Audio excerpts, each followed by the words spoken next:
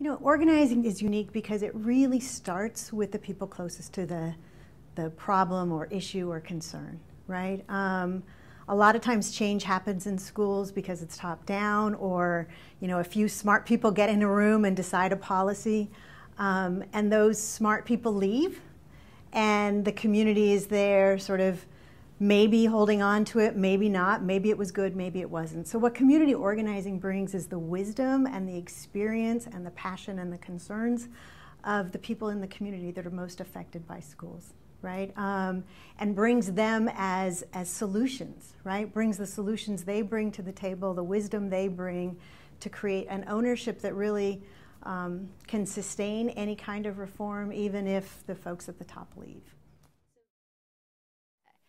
I don't think you have a complete picture of any policy issue until you talk to the kids who are involved in it, to the parents, to the community, because it's just a huge piece of knowledge you're denied in making a policy. I mean, it's easy enough to sit behind a desk and make policy if you don't care whether it's going to work or not and not talk to anybody. It's really like writing a term paper. It would be pretty easy to do. But I think if you want policy to be effective, in other words, if you want to change things, you have to have conversations with the people that have the biggest piece of knowledge about what you're trying to change. They know the most about the schools, the communities, the kids, the culture. And when you're talking about education, those are the most important things.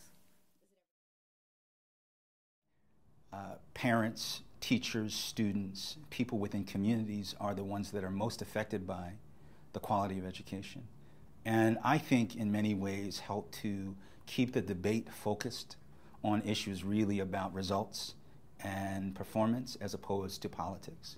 And so within a community, you'll have a very, very different discussion about an issue like teacher quality. It may start with, let's get rid of bad teachers, but then it inevitably gets to, let's focus on what's good teaching.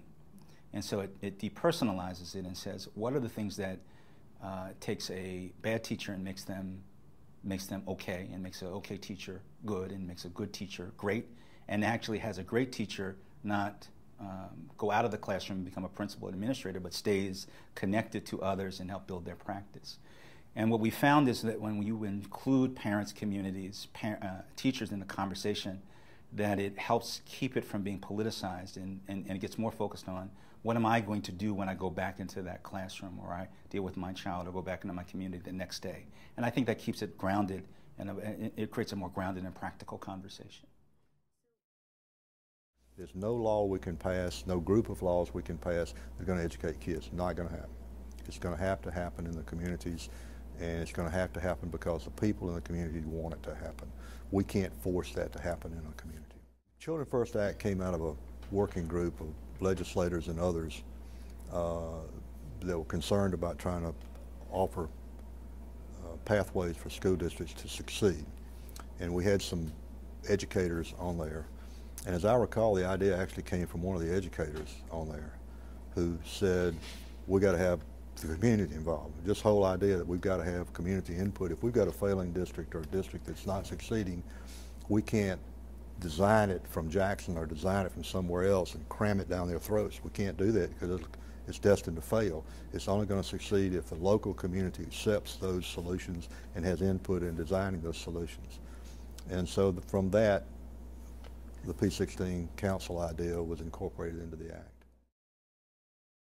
But I think that people do understand that there has to be some kind of a theory of change, right? How are our institutions going to change? So even if you have the best reading program, even if you have the best math program, just as an example, the idea that you can just take that program and say, okay, here, school community, now you implement this, has proven not to really work very well, right? That systems where people themselves do not have participation, do not have voice, particularly in places where schools have not worked well or maybe even been completely dysfunctional, the implementation of these kind of single, silver bullet kind of programs, even if they've been proven to work, there's no theory of change about how they're going to be embraced and work in any new situation. And I think what organizing brings to that is the idea that, yes, let's take that expert knowledge.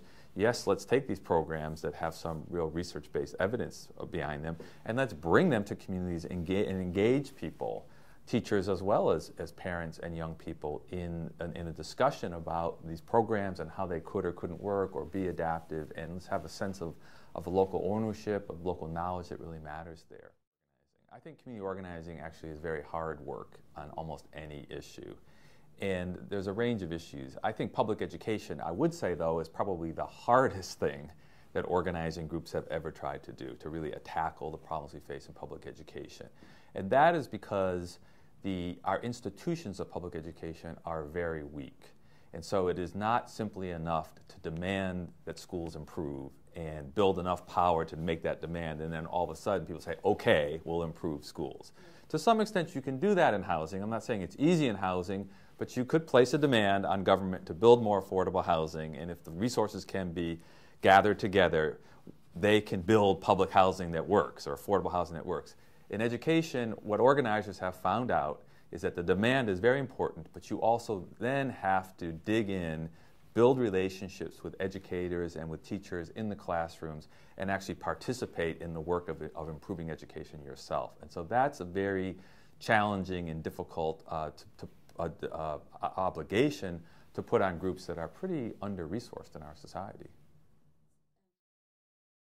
Well, working with Padres Unidos and community members on a bill like Senate Bill 46 is absolutely essential, because they are the community. They bring students who can talk firsthand about what they've experienced, tell about something that they did that was a misbehavior and how it was treated, and it, you know, we can all see that some students might not have had that kind of consequence that student had.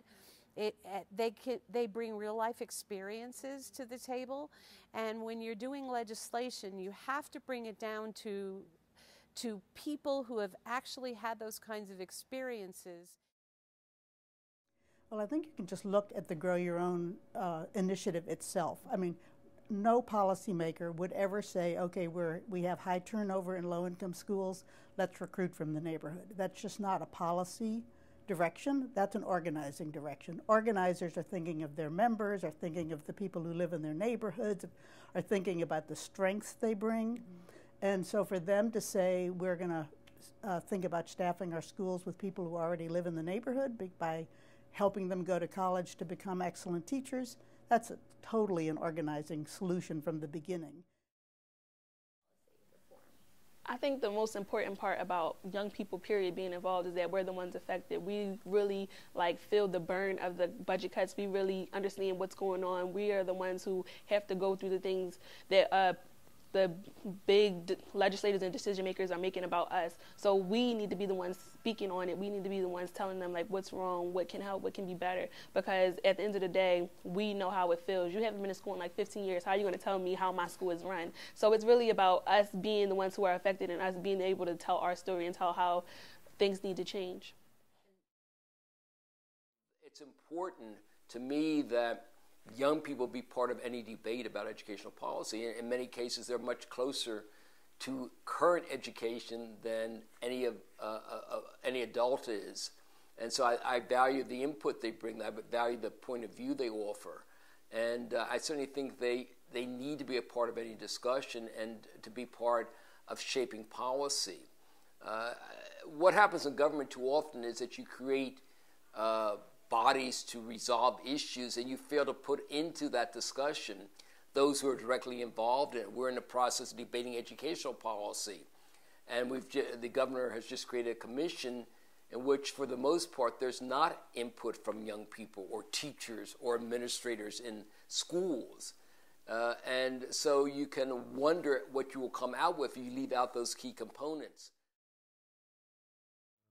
A lot of friends that I had were being pushed out and had to deal with court and wouldn't graduate.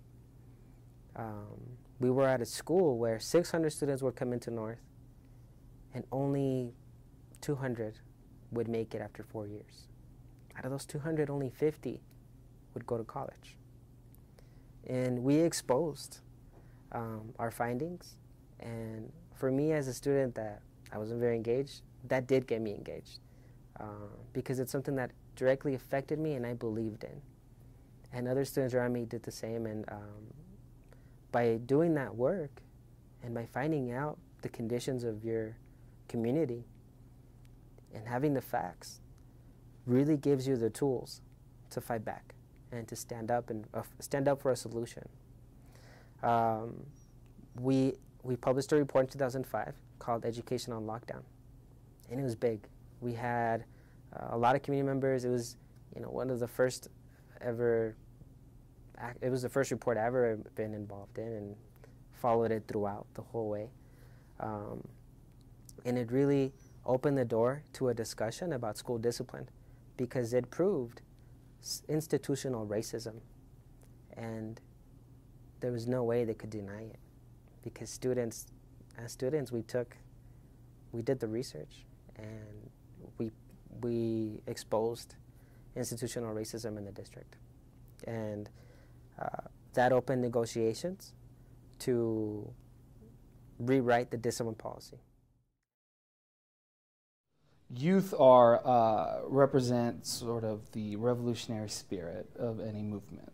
They're the ones that are willing to push the hardest. They're the ones that are willing to ask the most difficult questions. They tend to have the courage to be vulnerable in ways that adults aren't willing to, because of our experiences or baggage with relationships with whatever it is that we're working on at that time, the issue or the decision maker. So I think youth are pivotal in ensuring that we do have a movement for social justice, and that we do achieve racial equity, and that we address sort of the systems that we live in right now that don't benefit our communities. And young people are central to that. They've always been central to that, from the Student Nonviolent Coordinating Committee to the Chicano blowouts in Los Angeles. Even previous to that, we've had efforts. And currently, a lot of the ed reform efforts that have happened locally across the country have been driven by youth organizing. And for too long, the traditional academic or intellectuals within community organizing have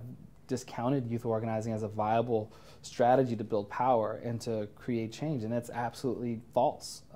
We won college access in Los Angeles through youth organizing. We were able to, in Denver, push for reforms in schools because of youth organizing, and challenge the school-to-prison pipeline in Denver because of youth organizing. Students in New York were heavily engaged in pushing back against some school closures that were unjust in some communities. Community's role, I see that as so important, because a lot of times sitting on the other side of the table again as a board member, without community's input, I'm one vote, and the power is not as strong as that one vote. But having community support and having that voice coming back to the table, oh wow, it's a lot more powerful.